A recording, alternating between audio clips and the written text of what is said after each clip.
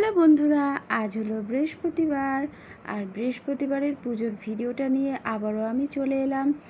আশা করি তোমরা যে যেখান থেকে আমার ভিডিওটা দেখছো সবাই খুব ভালো আছো, সুস্থ আছো। আমরাও খুব ভালো আছি তোমাদের ভালোবাসায়। তো প্রথম থেকে শেষ পর্যন্ত একটা লাইক দিয়ে ভিডিওটা দেখার অনুরোধ রইল। তো দেখো বন্ধুরা, আমি সবার প্রথমে স্নান সেরে ঠাকুর ঘরে এসে ঠাকুর ঘরটা পরিষ্কার করে মুছে নিয়েছি। তারপর ঠাকুরের সমস্ত বাসনকোসন মেজে নিয়েছি। ছোটোবেলা থেকেই দেখে আসছি সপ্তাহের অন্যান্য দিনগুলো যেমন তেমন মা বৃহস্পতিবার করে সমস্ত ঠাকুর ঘরের বাসন মেজে নিত পরিষ্কার করে, তারপরে পুজো করত। আমিও কিন্তু সেরকমটাই করি। বৃহস্পতিবার করে ঠাকুরের যত ব্যবহারের বাসন, মানে নিত্য পুজোতে যে বাসনগুলো লাগে সমস্ত সুন্দর করে মেজে ঘষে ধুয়ে ঝরা দিয়ে তারপরে আসনটা চেঞ্জ করে নিলাম। সারা সপ্তাহ যে আসনটা পাতা ছিল ঠাকুর প্রথমে নামিয়ে নিয়েছি, তারপর আসনটাকে চেঞ্জ করে তারপরে আসন ধোয়া পরিষ্কার আসন পেতে গঙ্গার জল ফুলের পাপড়ি ছিটিয়ে আসনটা প্রস্তুত করে তারপরে স্নানের জলটা রেডি করে নিলাম। গোলাপ জল আর ফুলের পাপড়ি দিয়ে গঙ্গার জলের মধ্যে তারপরে আমি একে একে ঠাকুরকে স্নান করিয়ে নেব।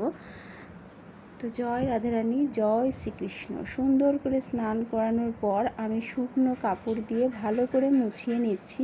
মুছিয়ে নিয়ে তারপরে সিংহাসনে বসিয়ে দেব। আর আসন তো আগেই রেডি করে রেখে দিয়েছি। তো এবারে আমি আসনে বসিয়ে দেব, দিয়ে তারপর আমি মা লক্ষ্মী আর নারায়ণকে স্নানাভিষেক করিয়ে নেব। এবারে দেখো আমি মা লক্ষ্মীকে নিয়ে নিয়েছি আর রাধারানী রাধা মাধবকে আসনে বসিয়ে দিয়েছি। তো প্রত্যেক বৃহস্পতিবারে কিন্তু আমি সুন্দরভাবে ঠাকুরকে নামিয়ে আসন থেকে নামিয়ে এভাবে করেই স্নানাভিষেক করিয়ে থাকি।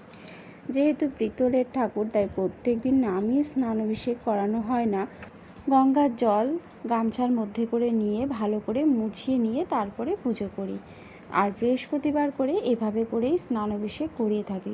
তবে গোপাল আর বাবা মহাদেবকে রোজই স্নানাভিষেক করিয়ে থাকি। তো বন্ধুরা দেখো, মা লক্ষ্মী নারায়ণকে স্নানাভিষেক করানোর পর আমি আসনে বসিয়ে দিয়েছি ভালো করে মুছিয়ে। তারপর বাবা মহাদেবকে স্নানাভিষেক করিয়ে নিচ্ছি। ওং নমো ত্র্যম্বকম যজামহে সুগন্ধিম পুষ্টিবর্ধনম উর্বারুকমেব বন্ধনম মৃত্যুর্মুক্ষে মামামৃতাৎ। এই মহামৃত্যুঞ্জয় মন্ত্রটা বলতে বলতে বাবা মহাদেবকে স্নানাভিষেক করিয়ে নিলাম। এবার ভালো করে মুছিয়ে আসনে বসিয়ে দিয়েছি আর আমি এখন গোপাল সোনাকে স্নানাভিষেক করিয়ে দেব। তো গোপালকে স্নানাভিষেক করাবো, তার জন্য থালার মধ্যে একটু ফুলের পাপড়ি ছড়িয়ে ভালো করে গোপালকে সুন্দর করে স্নানাভিষেক করিয়ে নিচ্ছি। গোপাল যেহেতু খুব ছোট্ট তাই জন্য একটু সুন্দরভাবে স্নানাভিষেক করে নিচ্ছি যাতে গোপালের ভালো লাগে। তো তারপর আমি ভালো করে মুছিয়ে গোপালকে আসনে বসিয়ে দিয়েছি ধোয়া পরিষ্কার জামা পরিয়ে। আর এবারে আমি চন্দনটা বেটে নিচ্ছি। সমস্ত ঠাকুরকে স্নানাভিষেক করানো হয়ে গেছে। তো এবারে চন্দনটা বেটে নিয়ে এলাম আর সবার কপালে এখন একে একে চন্দনের তিলকগুলো পরিয়ে দেব।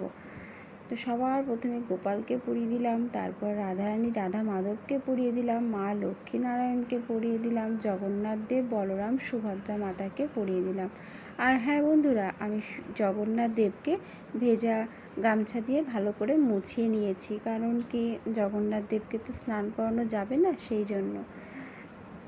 তো বাবা মহাদেবকেও চন্দনের তিলক পরিয়ে দিয়েছি আর মনে মনে ওং নমঃ শিবায় ওং নমঃ শিবায় বলতে বলতে আমি মালাটাও পরিয়ে নিচ্ছি। বাবা মহাদেবকে মালাটাও পরানো হয়ে গেছে। তো এবারে আমি গোপালকে মালাটা পরিয়ে দিচ্ছি। তারপর আমি রাধারানী রাধা মাধবকে মালা পরিয়ে দেব। জয় রাধারানী, জয় শ্রীকৃষ্ণ। সপ্তাহের অন্যান্য দিনগুলোতে মালা না পরালেও বিশেষ দিনগুলোতে এবং বৃহস্পতিবার করে কিন্তু মালা পরানো হয়। প্রত্যেক দিন তো মালা পরানো সম্ভব হয়ে ওঠে না, তাই জন্য বিশেষ দিন আর বৃহস্পতিবার করে মালা পরিয়েই পুজো করি। এবার আমি বাবা মহাদেবকে বেলপাতা নিবেদন করে দিচ্ছি। ওং নমঃ শিবায় বলতে বলতে বাবা মহাদেবের মাথায় বেলপাতা নিবেদন করে দিলাম। মা লক্ষ্মীরকে তো তুলসী পাতা দিতে নেই, তাই নারায়ণের যুগল চরণে তুলসী পাতা নিবেদন করে দিলাম, গোপালের চরণেও তুলসী পাতা নিবেদন করে দিলাম, শ্রীকৃষ্ণের চরণেও তুলসী পাতা নিবেদন করে দিলাম। এবারে জগন্নাথ দেব এবং রামকেও তুলসী পাতা নিবেদন করে দিলাম। এবারে আমি সবার চরণে একে একে ফুল নিবেদন করব। তো সবার প্রথম গোপালকে ফুল নিবেদন করে দিলাম।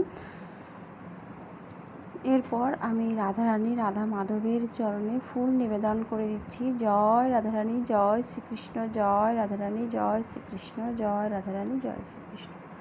মা লক্ষ্মী নারায়ণের চরণে ফুল নিবেদন করে দিচ্ছি। জয় মা লক্ষ্মী, জয় নারায়ণ, জয় মা লক্ষ্মী, জয় নারায়ণ, জয় মা লক্ষ্মী, জয় নারায়ণ।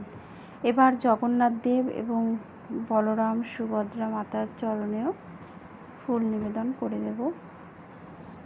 জয় জগন্নাথ, জয় সুভদ্রা মাতা, জয় বলরাম। বাবা মহাদেবকে ফুল নিবেদন করে দেব এবং নন্দী মহারাজকেও ফুল নিবেদন করে দিলাম মনে মনে ওম নমঃ শিবায় বলতে বলতে।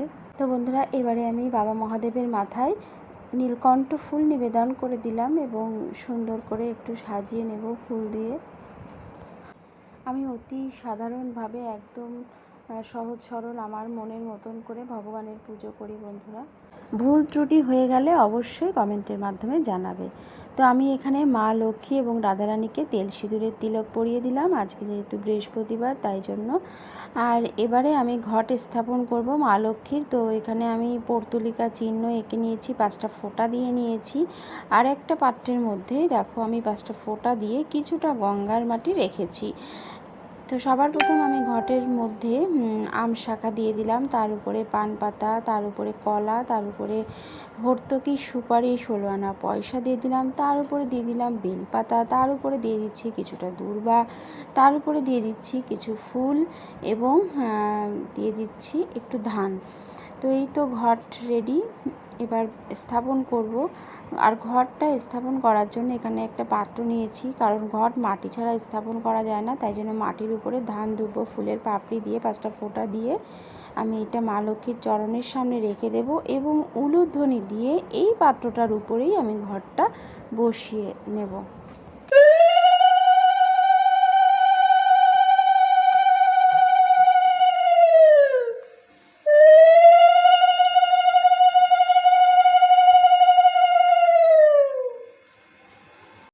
উলুধ্বনি দিয়ে ঘরটা স্থাপন করে নিলাম। এবারে আমি গণপতি বাপ্পার উদ্দেশ্যে এখানে ফুল নিবেদন করে দিচ্ছি।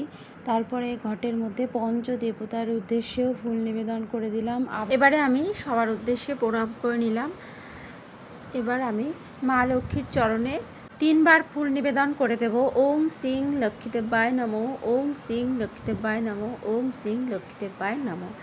এবার আমি পুষ্পাঞ্জলি দিয়ে নিচ্ছি মা লক্ষ্মীর কাছে। নমস্তে সর্বভূতানাং বরদাসী হরিপ্রিয়ে যা গতিস্তৎ প্রাণানাং সা মে ভূয়াত দদনাচাত। জয় মা লক্ষ্মী, জয় মা লক্ষ্মী, জয় মা লক্ষ্মী। এই মন্ত্রটা কিন্তু মা লক্ষ্মীর পাঁচালী বা ব্রত কথা সেখানেই রয়েছে, এই মা লক্ষ্মীর পুষ্পাঞ্জলির মন্ত্র। আর আমি সেখান থেকেই প্রত্যেক দিন, যেহেতু প্রত্যেক বৃহস্পতিবারে যেহেতু দিই, তাই জন্য মুখস্থ হয়ে গেছে, তাই আর বই দেখতে হয় না। তো মা লক্ষ্মীর কাছে 3বার পুষ্পাঞ্জলি দিয়ে নিলাম। এবারে আমি মা লক্ষ্মীর কাছে প্রণাম করে নেব। নম বিশ্বরূপস্য ভার্যাসী পদ্মে পদ্মালয়ে শুভে সর্বাত্ম পাহিমাং দেবী মহালক্ষ্মী নমস্তুতে। জয় মা লক্ষ্মী, জয় মা লক্ষ্মী, জয় মা লক্ষ্মী। এবার আমি মা লক্ষ্মীর কাছে পান সুপারি ফুল সহযোগে নিবেদন করে দিলাম। এটা অত্যন্ত প্রিয় মা লক্ষ্মীর পান সুপারি, তাই জন্য এখানে আমি ভোগ নিবেদন করে দিয়েছি। ফল মিষ্টি যা ছিল ঘরে তাই দিয়েই ভোগ নিবেদন করে দিয়েছি। তো এবারে আমি আরতি করব। আর আজ যেহেতু বৃহস্পতিবার তাই ঘন্টা বাজাবো না, উলুধ্বনি দিয়েই আরতি করব।